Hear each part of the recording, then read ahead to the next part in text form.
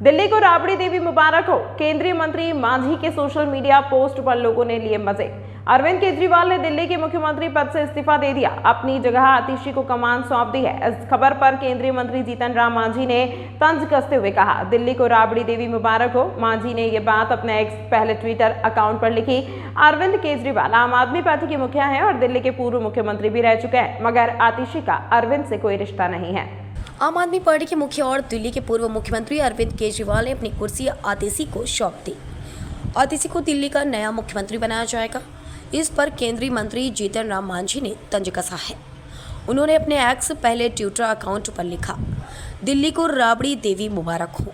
जीतन राम मांझी अपनी पार्टी हम के इकलौते सांसद हैं। वो खुद हम पार्टी के सुप्रीमो हैं। बिहार में उनकी पार्टी के 3 विधायक हैं। जीतन राम मांझी के बेटे संतोष सुमन बीजेपी कोटे से एमएलसी हैं। बिहार की नीतीश सरकार में मंत्री हैं। जीतन राम मांझी खुद केंद्र की मोदी सरकार में मंत्री हैं। नीतीश कुमार की कृपा से कुछ दिनों के लिए मांझी भी मुख्यमंत्री बने थे। आतिशी को राबड़ी से जोड़कर मांझी ने तंज क्यों कसा? दिल्ली को राबड़ी देवी मुबारक हो, यही बात जीतन राम मांझी ने अपने सोशल हैंडल से ट्वीट किया है। राबड़ी देवी के परिचय की बात करें तो वो करीब 7 साल तक बिहार की मुख्यमंत्री रही। पूर्व मुख्यमंत्री और आरजेडी सुप्रीमो लालू यादव की पत्नी हैं। फिलहाल बिहार विधान परिषद में नेता प्रतिपक्ष हैं। उनकी बेटी तेजस्वी यादव बिहार विधानसभा की नेता प्रतिपक्ष है। उनकी बड़ी बेटी सांसद है। बड़ा बेटा पूर्व मंत्री और विधायक है। दूसरी बेटी हाल ही में लोकसभा का चुनाव कुछ वोट से हार गई, वरना वो भी सांसद होती।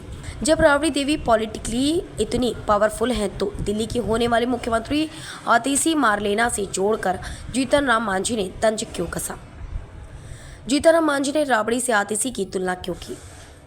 जीतन राम मांझी का ये पोस्ट कई मायने में काफ़ी कुछ कहता है। उस पुरुष मानसिकता को दिखाता है जिससे महिलाओं को कमतर आंका जाता है, मगर आज की सियासत में सत्ता मायने रखती है। जीतन राम मांझी की ओर से ये बात इसलिए कही गई क्योंकि जब लालू प्रसाद यादव को कोर्ट ने जेल भेजा तो उन्होंने अपनी पत्नी राबड़ी देवी को बिहार की सत्ता सौंपकर उन्हें मुख्यमंत्री बना दिया। कहा जाता है पर्दे के पीछे से लालू प्रसाद यादव ने अपनी पत्नी राबड़ी देवी के जरिए बिहार की सत्ता चलाई।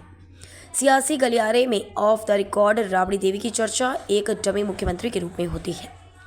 फिर भी एक सवाल है कि राबड़ी देवी लालू यादव की पत्नी थी, जबकि आतिशी मारलेना से अरविंद केजरीवाल दूर दूर तक कोई रिश्ता नहीं है। तो फिर मांझी ने राबड़ी से आतिशी की तुलना क्यों की? केजरीवाल जी की पत्नी नहीं है ना, तो राबड़ी देवी कैसे हुई?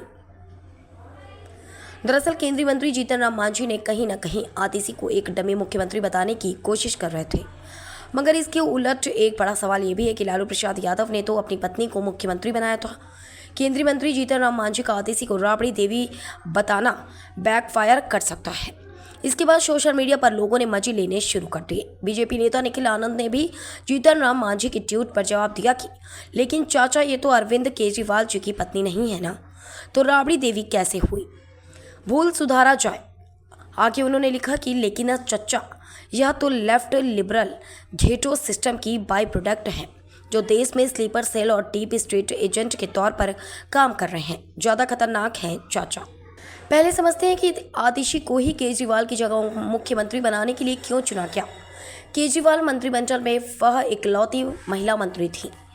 पाक साफ छवि की है, विवादों से दूर रही हैं। बतौर मंत्री कई बड़े विभाग संभालने के चलते ज़्यादातर नौकरशाहों के संपर्क में रही हैं और उनसे अच्छा तालमेल बनाने में भी कामयाब रही हैं। केजरीवाल ने 15 सितंबर को अपने इस्तीफे का ऐलान करते हुए साफ कर दिया था कि वह जनता से ईमानदारी का सर्टिफिकेट मांगने के लिए निकलने वाले हैं और ईमानदारी के नाम पर ही आने वाले चुनाव में वोट मांगने वाले हैं। भ्रष्टाचार के आरोप के चलते जेल जा चुके केजरीवाल ने जिन परिस्थितियों में पद छोड़ा है और आगे जिस मुद्दे ईमानदारी पर जनता के सामने जाने वाले हैं, उसे देखते हुए मुख्यमंत्री की कुर्सी पर ऐसे व्यक्ति का होना नितांत जरूरी है जो पाक साफ छवि का हो, साथ ही जिसकी एक अपील हो कि आतिशी से बेहतर विकल्प हो नहीं सकता था। 12 साल में बहुत बदल गए केजरीवाल और उनकी राजनीति। 12 साल के राजनीतिक जीवन में अरविंद केजरीवाल ने अपने आप को बहुत बदला है। यह बात अलग है कि यह बदलाव उन्हें आम नेताओं के करीब ही ले जाने वाले रहे, उनसे अलग करने वाले नहीं। केजरीवाल जब राजनीति में आए थे तो उन्होंने वादा किया था कि वह अलग तरह की राजनीति करेंगे। उनका कहना था कि वह राजनीति को बदलने के लिए राजनीति में आ रहे हैं। जैसा सब जानते हैं कि उन्होंने राजनीति में आने का फैसला तब किया था जब वह एक भ्रष्टाचार विरोधी आंदोलन में नायक बनकर उभरने के बाद अचानक काफ़ी लोकप्रिय हो गए थे। वह उस समय की राजनीति से ऊब चुके लाखों लोगों की उम्मीद बन गए थे। लोगों ने उनके वादे पर यकीन किया था और उन्हें माना था कि केजरीवाल के नेतृत्व में उन्हें दिल्ली देश में एक नई तरह की साफ सुथरी और सही मानों में जनपक्षधर राजनीति देखने को मिलेगी। शुरुआत में उनकी राजनीति देखकर लोगों को ऐसा लगने भी लगा था, लेकिन बीतते वक्त के साथ जनता की उम्मीद धुंधली पड़ती गई और केजरीवाल का खास नेता से आम नेता में ट्रांसफॉर्मेशन होता चला गया। बहुत बदल कर भी दो मामलों में अलग हैं आप। बीजेपी पर कांग्रेस से भी ज़्यादा हमलावर रहने वाले अरविंद केजरीवाल एक परिपक्व नेता बनने गए लगते हैं, लेकिन बहुत कुछ बदल जाने के बावजूद कुछ मामलों में आज भी अरविंद केजरीवाल और उनकी आम आदमी पार्टी आप अलग हैं।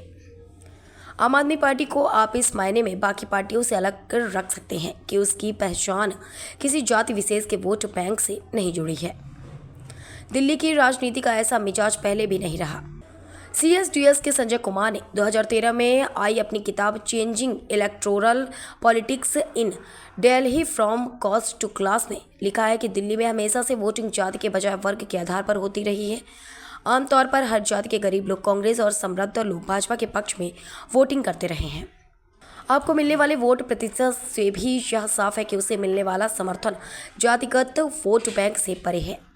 2013 में अपने पहले ही विधानसभा चुनाव में आपने 37% वोट भाजपा से 4% ज़्यादा हासिल किए थे। इसके बाद 2015 और 2020 में से 55% से अधिक भी वोट मिले। शिक्षा के मुद्दे को पार्टी की पहचान से जोड़ा एक और बात जो आपको अन्य पार्टियों से अलग करती है वह है शिक्षा का मुद्दा। सरकारी स्कूलों की शिक्षा व्यवस्था को मुद्दा बनाकर इस दिशा में किए गए काम को अपनी सरकार और पार्टी की पहचान से जोड़ देना वाकई आज के राजनीतिक दौर में दिखना दुर्लभ हो गया है। बाकी आदर्श आर्काइव में दफन। इन दो बड़े मुद्दों को छोड़ दें तो पार्टी को जो बातें बाकी दलों से अलग बनाती हैं वो अब अतीत में दफन हो गई हैं। पार्टी खुद भी उन बातों को याद करना नहीं चाहती। खुद को अलग बताने के क्रम में आम आदमी पार्टी अपने को 2011 के भ्रष्टाचार विरोधी आंदोलन का राजनीतिक वारिस बताती थी। आज पार्टी के करीब दर्जन भर बड़े नेता भ्रष्टाचार के आरोप में घिरे हैं और इसी आरोप की वजह से अरविंद केजरीवाल को मुख्यमंत्री की कुर्सी छोड़नी पड़ी है। दूसरों से खुद को अलग साबित करने के लिए आम आदमी पार्टी ने जो दूसरा सबूत दिया था या कहे कारण बताया था वह था चुनावी फंडिंग से पारदर्शिता। उसका कहना था कि आप इकलौती पार्टी हैं जो चुनाव आयोग और इनकम टैक्स विभाग को प्रत्येक दानदाता की जानकारी देती है, जबकि कानूनन केवल उन्हीं की देनी होती है जिनसे कम से कम 2000 रुपये चंदा लिया हो। ऐसी ही तमाम खबरों के लिए देखते रहें निष्कर्ष बिहार।